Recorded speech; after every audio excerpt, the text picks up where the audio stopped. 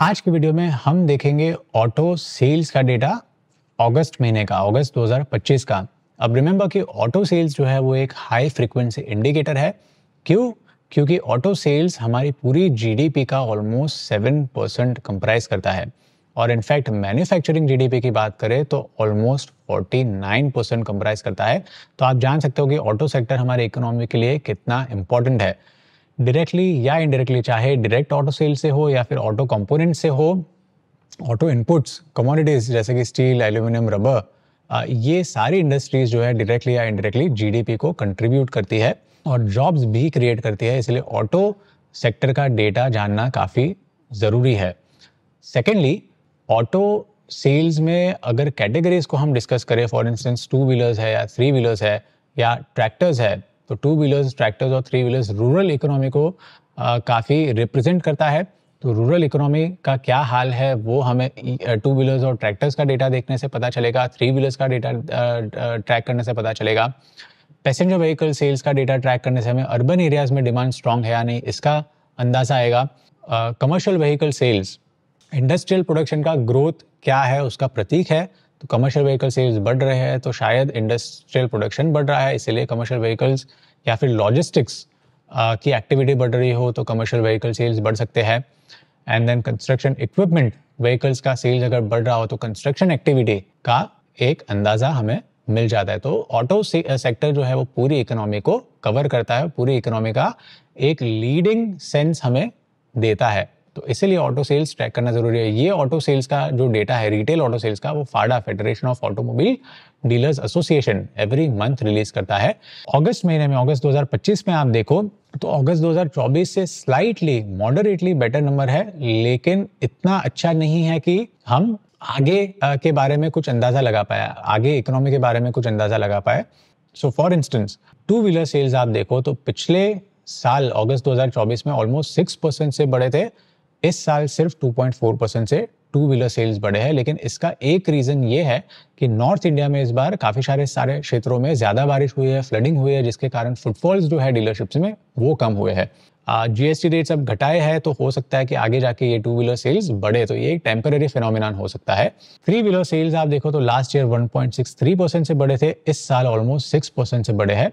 और three wheeler sales में भी E rickshaws with cards, electric rickshaws with cars जो कि लॉजिस्टिक्स में काफी यूज होता है, उसका सेल ऑलमोस्ट 40% से बढ़ा है। तो ये कैटेगरी में इलेक्ट्रिक मोबिलिटी का पेनिट्रेशन जो है वो काफी शार्पली बढ़ रहा है every month. Passenger vehicle sales आप देखो तो पिछले साल 4.5% से गिरे थे।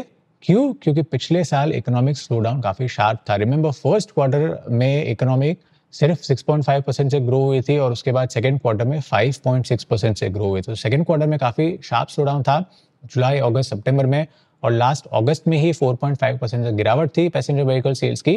तो इकोनॉमिक ग्रोथ का नंबर तो बाद में पता चलता है, पहले ऑटो सेल्स ही इकोनॉमी का ट्रेंड हमें बता देते हैं। इस साल पैसेंजर व्हीकल सेल्स जो है वो 2.4% से बढ़े हैं, जो कि ज्यादा ग्रोथ है नहीं लेकिन समवॉट पॉजिटिव है।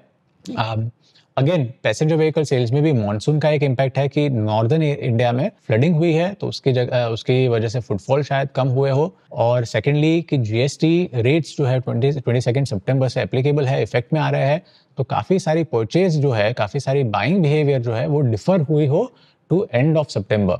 ऑल्सो रिमेंबर कि फर्स्ट हाफ ऑफ सितंबर में ये श्राद्ध का पीरियड भी है, तो श्राद्ध का पीरियड है तो फर्स्ट हाफ ऑफ सितंबर में भी कम ही रहेगा ऑटो सेल्स, लेकिन सेकेंड हाफ ऑफ सितंबर में एक पिकअप एक्सपेक्टेड है क्योंकि नवरात्रि शुरू हो रही है सेकेंड हाफ ऑफ सितंबर में। ट्रैक्टर सेल्स की आप बात करो तो लास्ट ईयर 11% से कम हुए थे ट्रैक्टर सेल्स, इस साल ऑलमोस्ट 12% से बढ़े हैं। तो लास्ट ईयर कम हुए थे तो लास्ट ईयर बेस लो था काफी, उस लो बेस पे 12% बढ़ा है। तो ये लो बेस पे ट्रैक्टर सेल्स बढ़ना ये एक तरह से पॉजिटिव है, लेकिन इसको आने वाले महीनों में ट्रैक करना जरूरी है कि ये जो शार्प ग्रोथ है ट्रैक्टर सेल्स में, क्या ये कंटिन्यू रहता है या नहीं। Commercial vehicle sales last year 6% से घटे थे, इस साल 2.4% से बढ़े थे, मार्जिनल इंप्रूवमेंट है। Remember index of industrial production, अब commercial vehicle sales industrial sector में ज़्यादा यूज़ होते हैं, लॉजिस्टिक्स में, ई कॉमर्स में ज़्यादा यूज़ होते हैं, तो कमर्शियल व्हीकल सेल्स इस बार बढ़े हैं क्योंकि इंडेक्स ऑफ इंडस्ट्रियल प्रोडक्शन भी ग्रेजुअली बढ़ रहा है। सो जून महीने में इंडेक्स ऑफ इंडस्ट्रियल प्रोडक्शन 1.2% था, जुलाई में 1.5% बढ़ा। सो इंडस्ट्रियल प्रोडक्शन, इंडस्ट्रियल एक्टिविटी थोड़ी स्ट्रांग रह रही है, लेकिन construction activity because of monsoon हो सकता है थोड़ी वीक हो रही हो, क्योंकि कंस्ट्रक्शन इक्विपमेंट व्हीकल्स का सेल्स आप देखो तो ऑलमोस्ट 3% से गिरे हैं एंड ओवरऑल रिटेल सेल्स सिर्फ 3% से बढ़े हैं। तो ये तो हो गया अगस्त का हाल।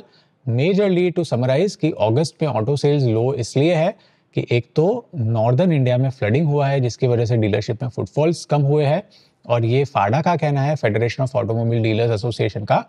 सेकेंड रीजन क्यों ऑटो सेल्स वीक है अगस्त में इज कि जीएसटी जो है वो एप्लीकेबल 22 सितंबर से हो रहे हैं, तो काफी सारे परचेजेस जो है वो डिफर हो रहे होंगे, शायद इसीलिए अगस्त में कम सेल्स है। हालांकि काफी सारी ऑटोमोबाइल कंपनीज ने प्राइस ऑलरेडी अब रिड्यूस करना शुरू हुआ है, लेकिन जैसे सितंबर फर्स्ट हाफ में तो श्राद्ध का पीरियड है जब हिंदूज बड़ी परचेजेस करना अवॉइड करते हैं, तो एंड ऑफ सितंबर में सेल काफी शार्पली बढ़नी चाहिए एंड फुल इम्पैक्ट जो है वो नवंबर दिसंबर में होना चाहिए। लेकिन नेक्स्ट 3 to 4 मंथ्स में या 6 मंथ्स में ऑटो सेल्स बढ़ेगा या नहीं, ये इकोनॉमिक फंडामेंटल्स पे काफी निर्भर करेगा। सो फॉर इंस्टेंस आप पॉजिटिव पॉइंट्स में देखें, या रादर पॉजिटिव की जगह स्टार्ट करते हैं नेगेटिव पॉइंट से। तो नेगेटिव आप देखो तो इंडिया की जीडीपी Q1 में सिर्फ 8.8% से ग्रो हुई, जो कि पिछले 2 सालों में एक क्वार्टर को छोड़ के सबसे स्लोएस्ट ग्रोथ है।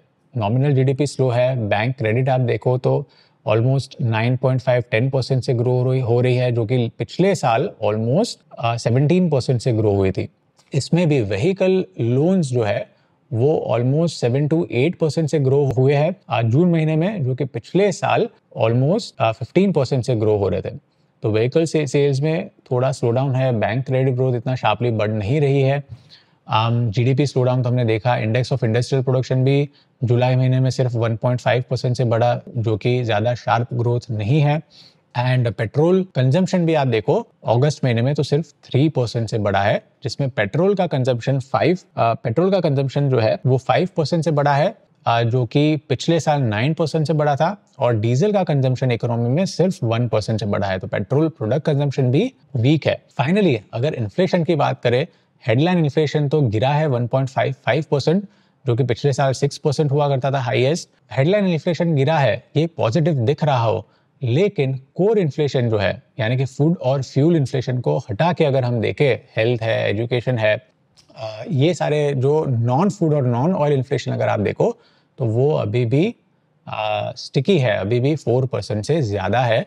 कोर इन्फ्लेशन अगर कम नहीं हुआ तो फिर ऑटो सेल्स के लिए ये एक रिस्क हो सकता है। एक्सटर्नल सेक्टर में तो टैरिफ लग गए हैं, तो एक्सपोर्ट इंडस्ट्रीज जो है उनको जब तक टैरिफ है तब तक ये एक्सपोर्ट इंडस्ट्रीज वीक होने वाली है।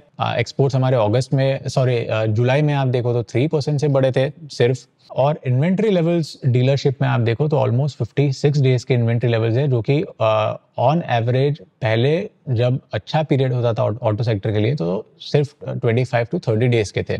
तो इन्वेंट्री डेज जो है, इन्वेंट्री अभी काफ़ी डीलरशिप्स के पास अनसोल्ड पड़ी रही है क्योंकि रिटेल सेल्स स्लो थे। तो ये जो डीलर्स है और ऑटो मैन्युफैक्चरर्स है वो जीएसटी रिडक्शन पे काफ़ी निर्भर है अभी फिलहाल। होपफुली ये जो जीएसटी रिडक्शन का जो इम्पैक्ट है वो सिर्फ 1-2 महीने के लिए नहीं, लेकिन अगले साल भी कंटिन्यू रहे। पॉजिटिव्स में अगर आप देखो, इकोनॉमी की पॉजिटिव्स में, तो एक तो लिक्विडिटी सरप्लस है अभी सिस्टम में। कितना लिक्विडिटी सरप्लस है? 2.65 लाख करोड़ जितना लिक्विडिटी सरप्लस सिस्टम में है। अब जब लिक्विडिटी सरप्लस रहता है सिस्टम में तो उसका इम्पैक्ट सीधा पड़ता है बैंक क्रेडिट ग्रोथ पे, क्योंकि वो जो फंड्स कमर्शियल बैंक्स के पास है वो फंड्स आगे लेंड कर सकती है, या तो आरबीआई एब्जॉर्ब कर लेगी लिक्विडिटी में से, सिस्टम में से, या फिर अगर वो फंड्स बैंक के पास पड़े रहे तो जैसे ही कंजम्पशन बढ़ेगा वैसे ये बैंक क्रेडिट भी बढ़ेगा। तो ये सरप्लस जो लिक्विडिटी है ये हेल्प कर सकता है ऑटो सेक्टर को बूस्ट करने में। मॉनसून तो स्ट्रांग है ही, आईएमडी के लेटेस्ट प्रेडिक्शन के हिसाब से ऑलमोस्ट 8%, लॉन्ग टर्म एवरेज से ऑलमोस्ट 8% ज़्यादा बारिश हो रही है। कुछ क्षेत्रों में ऑब्वियसली फ्लड्स है, लेकिन ओवरऑल आप देखो तो बारिश ज्यादा है इस बार, मानसून काफी अच्छी हुई है। गवर्नमेंट इकोनॉमी में स्पेंडिंग भी अच्छा कर रही है। सो जुलाई महीने तक आप देखो तो गवर्नमेंट ने इंफ्रास्ट्रक्चर पे यानी कि कैपिटल एक्सपेंडिचर जो है वो ऑलमोस्ट 32% से बढ़ाया है। तो कैपिटल एक्सपेंडिचर बढ़ना, इसका धीरे धीरे जो ट्रिकल डाउन इफेक्ट है वो जॉब्स पे पड़ता है, इनडायरेक्टली कंजम्पशन पे पड़ता है, and then finally auto sales पे पड़ता है। तो गवर्नमेंट का कैपिटल एक्सपेंडिचर काफी स्ट्रांग रह रहा है। लेकिन अगर जीडीपी स्लो डाउन आगे जाके कंटिन्यू रही तो फिर गवर्नमेंट का कैपिटल एक्सपेंडिचर स्लो हो जाएगा, क्योंकि गवर्नमेंट का रेवेन्यू कलेक्शन जो है वो स्लो हो जाएगा। तो ये एक रिस्क है। होपफुली जीएसटी के रिडक्शन से ऑटो सेल्स शार्पली बढ़े एंड बियॉन्ड दिसंबर बढ़ते रहे।